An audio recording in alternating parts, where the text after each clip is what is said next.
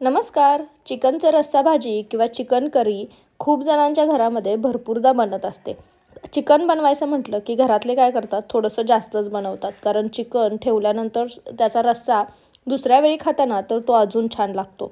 पण काय होतं, चिकनचा जर रस्सा उरलेला असेल किंवा त्यामध्ये कोणते चिकनचे पीस राहिलेले नसतील तर तो खायला मजा येत नाही. मग या चिकनच्या रस्स्यापासून आज आपण एक भन्नाट रेसिपी बघणार आहोत. तर या उरलेल्या चिकनच्या रस्स्यापासून आज आपण मस्त चिकनचा पुलाव किंवा याला तुम्ही चिकनची बिर्याणीही म्हणू शकता, अगदी झटपट कुकरमध्ये बनणारी बिर्याणी कशी बनवायची ते बघणार आहोत. अगदी मस्त चवीला होते, सुटसुटीत होते. अगदी तुम्ही पहिल्या प्रयत्नात बिर्याणी बनायला शिकत असाल तर अशी ही चिकनच्या रस्स्यापासून बिर्याणी नक्की बनवून पहा. चिकनचाच रस्सा नाही, तुम्ही अंड्याचा रस्सा उरलेला असेल, अंड्याच्या भाजीचा किंवा कोणती आमटी उरलेली असेल तर त्यापासूनही अशी प्रयत्न करू शकता. चला तर मग वेळ न घालवता तो कसा बनवायचा ते पाहूयात. तर काल रात्री आमच्याकडे चिकन केलेलं होतं, त्यातलं थोडंसं चिकनचा रस्सा इथे उरलेला आहे. तर आता हा चिकनचा रस्सा कसा बनवायचा याच्या भरपूर साऱ्या रेसिपीज मी चॅनलवरती अपलोड केलेल्या आहेत. आता यामध्ये चिकनचे पीस उरलेले नाही आहेत, त्यामुळे तो कोणी आवडीने खातही नाही. तर या रस्स्यापासून आज आपण मस्त पुलाव किंवा याला बिर्याणीही म्हणू शकतात ते बनवणार आहोत. कुठल्याही पाण्याचा वापर न करता आपण या चिकनच्या रस्स्यापासूनच आज बिर्याणी बनवणार आहोत.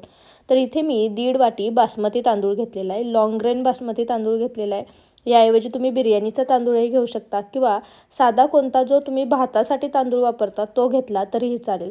त्यापासूनच आपण मस्त पुलाव बनवणार आहोत. तर आता या सेम वाटीने मी तांदूळ मोजलेला आहे, याच वाटीने आपण पुढचं सगळं प्रमाण घेणार आहोत. तर तांदूळ आपण मस्त स्वच्छ 2 पाण्याने धुवून घेणार आहोत. तर तांदूळ स्वच्छ 2 ते 3 पाण्याने मी खळखळून धुवून घेतलेला आहे. हा पूर्ण निथळून घ्यायचा, यामध्ये थोडंही पाणी ठेवायचं नाही. कारण आज आपण हा जो पुलाव बनवतोय त्यामध्ये कोणत्याही प्रकारच्या पाण्याचा वापर करत नाही आहे. त्यामुळे मी तांदूळ स्वच्छ निथळून घेतला. आता इथे कुकरमध्ये हा तांदूळ मी काढून घेणार आहे. यामध्ये जे एक्स्ट्राचं पाणी राहिलेलं आहे तेही मी ओतून टाकणार आहे. हे आपण कुकरमध्ये घेणार नाही आहोत. तर तांदूळ व्यवस्थित आपण हा सगळा काढून घेतलेला आहे. आता यामध्ये आपण चिकनचा रस्सा डायरेक्टली घालणार आहोत. यामध्ये कोणत्याही प्रकारचा कांदा तळून घेणं, जिरे लसणाची फोडणी काहीही करणार नाही आहोत. आपण फक्त चिकनचा रस्सा आणि तांदळाचा वापर करून आज ही बिर्याणी बनवणार आहोत. तर आता इथे आपण 1.5 वाटी तांदूळ घेतलेला होता, त्यासाठी साधारण 2.5 ते पावणे 3 वाटी मी इथे चिकनचा रस्सा ओतणार आहे. या चिकनच्या रस्स्यामध्ये भरपूर प्रमाणात मीठ होतं, तिखट होतं, त्यामुळे याला काही वरून एक्स्ट्रा घालायची, कोणतेही मसाले घालायची गरज नाही आहे. तर वाटीने जेवढं तांदूळ होतं त्याच्या दुप्पट आपण रस्सा ओतणार आहोत. हे प्रमाण तर तुम्हाला भात बनवणाऱ्या सगळ्या गोष्टी माहीत आहेत, तर त्यानुसार आपण हे प्रमाण वापरलेलं आहे. तर इथे मी साधारण 3 वाटी रस्सा ओतलेला आहे. आता हा रस्सा व्यवस्थित तांदळामध्ये एकदा मिक्स करून घ्यायचा. तुम्ही जर इथे इंद्रायणीचा तांदूळ वापरला तर अजून छान हा लागतो, पण तुम्हाला जर सुट्टी बिर्याणी आवडत असेल तर तुम्ही या तांदळाचा वापर करा.